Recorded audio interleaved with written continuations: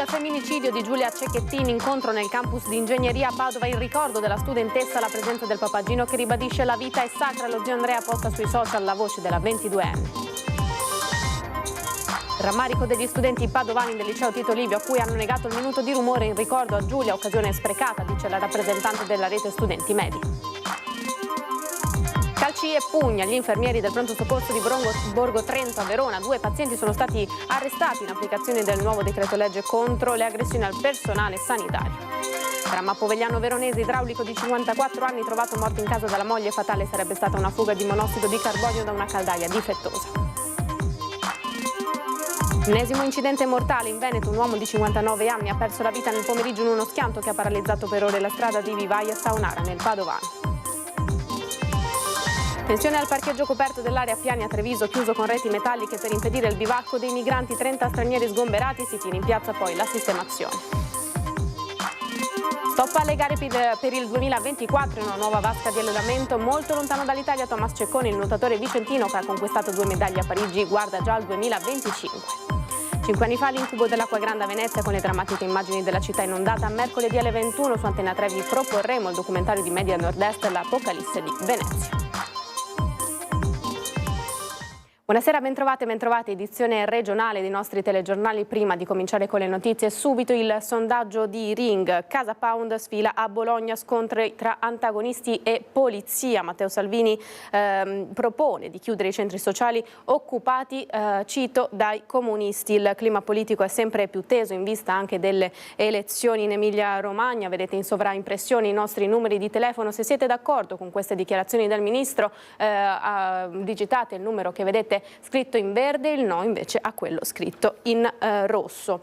E ora subito passiamo alle notizie, vi riproporremo il sondaggio durante il corso della nostra edizione. Lo avete sentito dai titoli: a un anno dal femminicidio di Giulia Cecchettin nel campus dove la studentessa studiava, un minuto di silenzio, un incontro commemorativo in ricordo di Giulia, appunto simbolo della lotta contro la violenza di genere.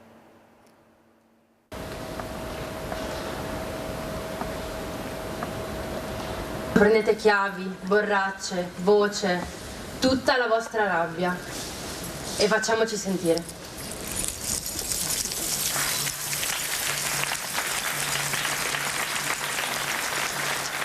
Dal silenzio al rumore nel ricordo di Giulia, perché Giulia è diventata presenza dolce e silenziosa, ma allo stesso tempo con la sua morte ha scosso le coscienze. È l'omaggio dell'Università di Padova e del Dipartimento di Ingegneria per la studentessa 22enne ad un anno dal suo assassinio per mano di Filippo Turetta, suo ex fidanzato e compagno di università. Commosso dalla presenza di centinaia di studentesse e studenti, Gino Cecchettin ha ricordato tutte le vittime di violenza. Ricordiamoci che la vita è sacra, è l'unico dono che ci è fatto dal momento in cui siamo in questo mondo e non abbiamo il diritto di decidere per la vita altrui, quindi fermiamoci prima, ricordiamoci che il modo giusto per vivere la vita è dando sfogo alle nostre emozioni positive, non a quelle negative, quindi vi invito a vivere sempre nell'empatia e nell'amore. E Giulia su questo mi ha insegnato tantissimo. Dalla panchina rossa nel cortile alla prossima inaugurazione di un'aula studio dedicata a Giulia, tanti simboli per attirare l'attenzione, ma in quest'ultimo anno l'università ha cercato di agire con formazione contro la violenza di genere e il progetto Unire con sportelli antiviolenza. Noi dobbiamo partire da lì, dai comportamenti, dai linguaggi, quello che a volte sembra una battuta o un'azione innocua magari può nascondere delle situazioni difficili poi che evolvono. E l'altra cosa che io penso sia importante è che tutti noi dobbiamo fare un forte esame di coscienza. Impegniamoci tutte e tutti a fare la nostra parte, in memoria di Giulia, per sostenere la parità di genere e il rispetto reciproco, in queste aule e in tutti gli ambienti della nostra università. Ma Giulia in questo 11 novembre era nei volti delle ragazze e dei ragazzi che hanno scosso chiavi e sonagli, il rumore della consapevolezza raggiunta dopo il suo sacrificio. Non possiamo dimenticare Giulia perché ha segnato un punto di provocazione per quanto riguarda una più vera consapevolezza nel riconoscere l'altro nel rispetto della sua diversità e di scegliere liberamente. Giulia è diventato un simbolo di una lotta che viene portata avanti da tanti anni, ma che forse finalmente se ne sta dando la giusta attenzione. Dobbiamo più lasciar passare commenti inopportuni, catcalling e quant'altro, ma far notare queste cose. Deve essere affrontato da chiunque a prescindere dal genere, anzi percorsi di decostruzione e quindi percorsi che fanno in modo che gli individui si rendano conto magari anche da che strutture culturali e sociali sono in qualche modo spinti a comportarsi in un modo oppure in un altro, devono portarli avanti soprattutto anche gli uomini. Il liceo classico Tito Livio, dove la 22enne si era diplomata, invece ha scelto il silenzio con un messaggio scritto dal preside nel sito, una decisione che non ha riscosso il favore degli studenti. Allora sentiamolo il rammarico degli studenti. E noi lo vediamo un po' come un fallimento sia appunto del sistema scolastico che della scuola stessa, che aveva l'opportunità di compiere un gesto molto significativo. Il minuto di rumore che è stato chiesto dagli studenti stessi al preside non era appunto un gesto vuoto di significato, ma prima di tutto quello che la famiglia stessa da un anno chiede che venga fatto il ricordo di Giulia, e poi un momento che poteva essere per la collettività, per la comunità studentesca, di riflessione, e un momento anche per educarsi, per ricordare, non solo per ricordare la morte di Giulia, ma di tutte le altre vittime di femminicidio, che già quest'anno sono più di 100, e un'occasione secondo noi sprecata e un grande peccato. Gli studenti sono riusciti a farlo lo stesso nelle classi, opponendosi alla scelta del preside, purtroppo non in tutte le classi. Poi resta il fatto che se viene fatto in un caso isolato manca quel momento di collettività della comunità studentesca, che invece è molto importante. E il minuto di rumore è stato fatto oggi all'università con Gino Cecchettin presente. Sì. Il minuto di rumore capiamo se riproporlo. Quello che sicuramente continueremo a portare nelle scuole è la richiesta che se ne parli e che si facciano dei percorsi di educazione sessuale e affettiva soprattutto, e che il problema venga riconosciuto alla radice. Quindi sicuramente la nostra lotta non si ferma qui. E sono state tante oggi le iniziative per ricordare Giulia Cecchettin. Voi state tutti bene? Salutami tutti. Un anno senza te. Postando un suo audio accompagnato da una delle immagini sorridenti, lo zio di Giulia, Andrea, ha voluto ricordare così la nipote barbaramente uccisa. Che ci siano solo bei ricordi di te, ha aggiunto. È trascorso un anno, ma il ricordo di Giulia è più vivo che mai. Oggi come allora anche nei cuori della gente, come chi le ha voluto portare un fiore. Per Giulia, cara, per Giulia. Ragazze, state attente. Io spero che su tante qualcuna capisca, e anche i ragazzi capiscono cosa è giusto, perché la vita è bella e bisogna vivere. Non solo Fossò con la deposizione di un mazzo di rose bianche per Giulia e contro la violenza sulle donne, ma anche il comune di Vigonovo ha voluto ricordarla a un anno dalla sua morte, che ha scosso più di una comunità, e l'ha fatto attraverso la musica, un momento cui ha preso parte anche Gino Cecchettin. La musica era una delle sue passioni, perché la musica ci ha consentito di trascorrere qualche istante riflettendo su tutto quello che abbiamo vissuto in questi mesi e in questo anno. A suonare per lei, accanto alle scarpette rosse appese, il pianista fuori posto, che tra i vari brani ne ha proposto uno scritto appositamente per Giulia. È una composizione che ho fatto l'altro giorno quando ho pensato di venire qui a questa commemorazione, e mi è arrivata come spesso succede quando compongo, mi arriva dall'alto, ecco. Quindi forse era un suggerimento di Giulia direttamente dall'alto.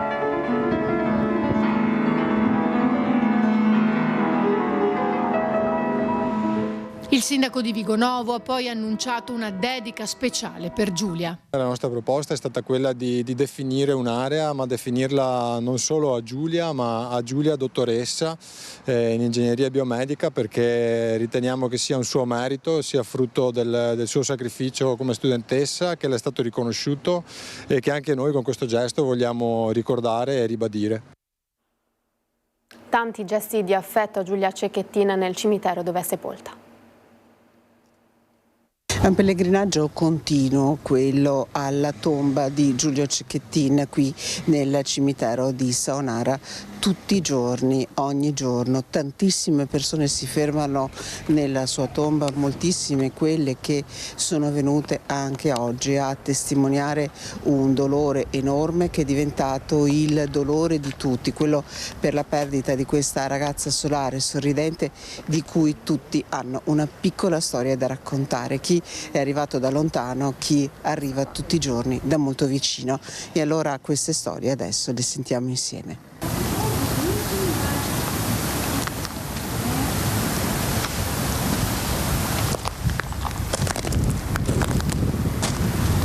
Giulia è un anno che ci manca. Quando vengo al cimitero per i miei cari, in pratica è insieme con i miei cari. Purtroppo io ho fatto la collaboratrice scolastica e l'ho avuta per i 3 anni, anche i fratelli. Una grande ragazza, guarda. Che bambina era Giulia? No, era una ragazza con tanta allegria. Aiutava gli altri, anche i ragazzini che avevano difficoltà. Era sempre disponibile, sorridente, una brava ragazza, guarda. È un peccato che abbia fatto questa fine proprio. Non riesco a capire quel mostro, cosa gli sia passato per la testa. Lei la conosceva, Giulia? La famiglia, forse ho intravisto lei, però il papà e la mamma sì, la mamma è là. Ah sì. No. Però ho voluto salutarla oggi. Sempre, sì, quando vengo. Da giovane donna hai paura? Sì, cioè, perché comunque tutti i figli, cioè lei si è fidato di una persona, no, il suo ragazzo, poi è finita così, quindi ti fa capire quanto poco alla fine conosci una persona. Quindi sì, da stare attente, ma tutti, anche i ragazzi comunque. Ti ha fatto effetto vedere la tomba? Sì, non pensavo, è un brutto vederlo. Voltiamo pagina, l'ennesima tragedia sulle strade del Veneto, siamo nel Padovano, a perdere la vita un 54enne. Potrebbe esserci una manovra azzardata all'origine dell'ennesimo incidente mortale sulle strade della provincia di Padova. Il groviglio di rottami informi dell'auto da un lato del fossato, nel lato opposto il camion per la pulizia stradale ribaltato. Lo schianto frontale verso l'1 di oggi pomeriggio tra i due mezzi lungo la strada dei Vivai al confine tra Saunara e Sant'Angelo di Piove di Sacco non ha lasciato scampo al 59enne che era la guida dell'auto. Inutili i soccorsi dai medici del 118 arrivati sul posto, l'uomo è morto sul colpo. Sul posto anche la polizia locale per i rilievi. La strada dei Vivai è stata chiusa per alcune ore per consentire l'intervento dei vigili del fuoco per la messa in sicurezza dei mezzi. Lunghe code si sono formate da e verso Padova e in uscita verso Sant'Angelo di Piove di Sacco. 2 pazienti sono stati arrestati in applicazione del nuovo decreto legge contro le aggressioni al personale sanitario per aver aggredito degli infermieri all'interno del pronto soccorso dell'ospedale Borgo Trento di Verona. I fatti resi noti solo oggi risalgono a venerdì scorso. Secondo quanto ricostruito, i 2 avrebbero preso a calci a pugni il personale dopo la giornata segnata dal rallentamento dei tempi di attesa a causa di un blocco del sistema informatico. I 2 erano stati presi in carico dai sanitari. In quel momento era terminato il turno del servizio di vigilanza della Polizia di Stato, ma gli infermieri erano riusciti a chiamare le forze dell'ordine che hanno poi arrestato i 2 aggressori. E ancora la cronaca, un idraulico di 54 anni di Povegliano Veronese, Giordano Zucchero, è morto questa mattina nella sua abitazione a causa, stando ai rilievi dei vigili del fuoco, del monossido di carbonio sprigionato probabilmente da una caldaia difettosa. L'artigiano è stato trovato privo di vita dalla moglie nel bagno di casa. Pare che un leggero malessere l'uomo l'avesse già manifestato dal mattino. La moglie, che stava invece bene, è uscita per delle commissioni. Al rientro la drammatica scoperta. E un 70enne di Casal Serugo è stato denunciato dai carabinieri per aver esploso senza motivo dei colpi di carabina. Qualche giorno fa una residente aveva notato dei fori in un vaso di fiori e in un termometro all'esterno della sua casa e aveva segnalato la cosa al 112. I rilievi dei carabinieri hanno stabilito che si trattava di fori d'arma da sparo. Dopo alcune verifiche i militari sono risaliti ad un vicino di casa che recentemente aveva acquistato una carabina d'aria compressa di libera vendita. L'uomo è stato poi denunciato. E c'è stata tensione oggi al parcheggio coperto dell'area Piani a Treviso, chiuso con reti metalliche per impedire il bivacco dei migranti. 30 stranieri sgomberati, sit-in in piazza. In ogni caso sembra che ci sia disponibilità per accogliere tutti, sia chi ha diritto a stare all'interno dell'accoglienza, che sono comunque la maggior parte, sia chi è qua da più tempo e quindi ha bisogno di un altro tipo di ricovero. Alla fine nessuno sarà lasciato all'addiaccio. Dei 30 migranti sgomberati dal parcheggio sotterraneo della Piani, oltre la metà è stata condotta alla caserma Serena, i restanti a Santa Maria del Sile, accolti da Don Giovanni Kirchner. È metà mattina quando gli operai comunali, impegnati ufficialmente in un'operazione di pulizia preannunciata nei giorni scorsi, iniziano a posizionare reti in metallo così da isolare il piano mezzanino del park. Da anni un dormitorio abusivo, popolato soprattutto di persone provenienti dall'Oriente, India, Pakistan, Afghanistan.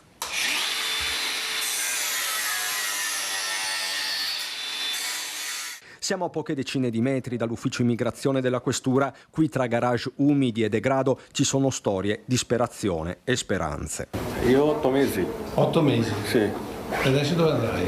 Adesso camp.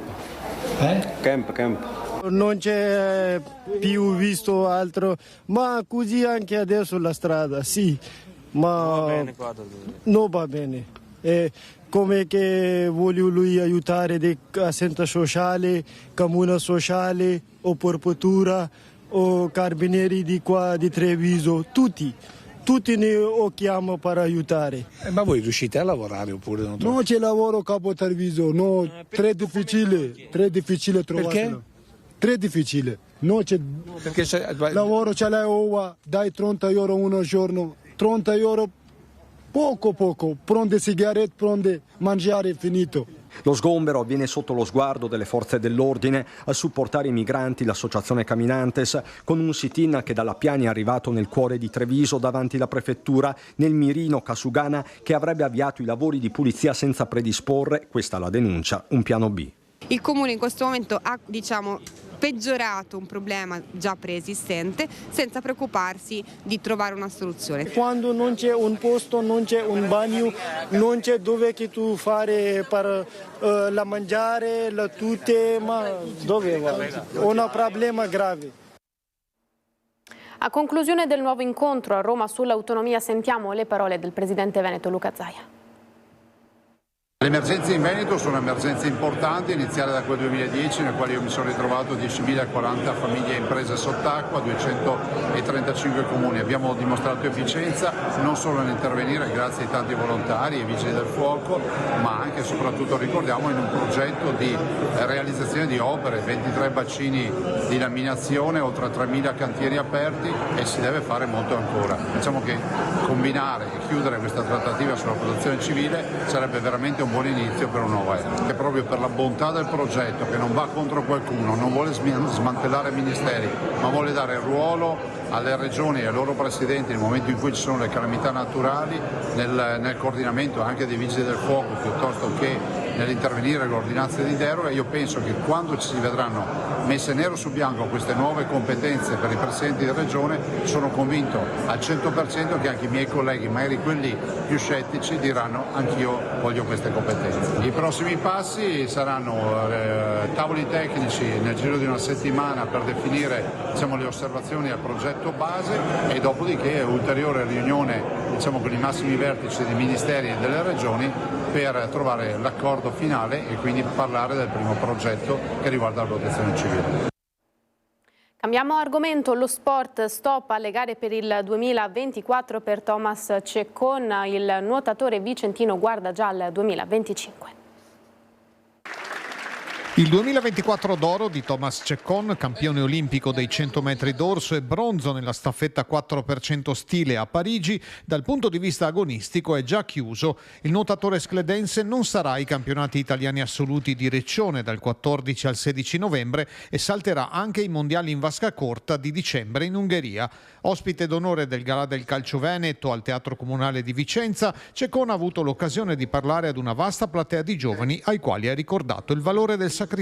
Non dico che sia sbagliato divertirsi, però io moltissime volte ho dovuto saltare per potermi allenare, quindi sono arrivato a vincere quest'estate anche per quel motivo lì. Reduce dalle tappe asiatiche di Coppa del Mondo, Checon lavora già nell'ottica 2025 con una novità importante. Adesso punto a stare a casa e ad allenarmi almeno fino a dicembre, poi c'è questa nuova esperienza che voglio fare, andare in Australia, spero si possa organizzare tutto, ci stiamo mettendo, quindi per adesso niente gare, solo allenamento. Dopo 8 anni al Centro Federale di Verona, ora Checon si allenerà dall'altra parte del mondo. Voglio avere un gruppo di allenamento principalmente, perché sono sempre stato da solo, comunque con un paio di persone massimo, quindi cerco prima di tutto l'ambiente differente e poi un gruppo dove posso comunque anche divertirmi. A quasi 24 anni Checon, il campione, può essere un esempio per le generazioni più giovani. Spero che qualcuno che mi conosce, comunque che segue il mio percorso, prenda appunto un po' di spunto da quello che ho fatto io, perché è stato molto difficile, ma poi sono arrivato a quest'estate che ho raggiunto quello che volevo fare e diciamo che ce l'ho fatta. 5 anni fa l'incubo dell'acqua granda a Venezia, con le drammatiche immagini di Venezia e della città inondata come raramente era successo, e quelle di intere zone del Veneto devastate sono ancora stampate nella nostra memoria. Per non dimenticare, mercoledì 13 alle 21 su Antena 3 vi riproporremo il documentario L'Apocalisse di Venezia, con le voci e le immagini di quei drammatici giorni. Subito dopo di noi il meteo. Grazie per essere stati in nostra compagnia. A tutti l'augurio di una buona serata. Arrivederci.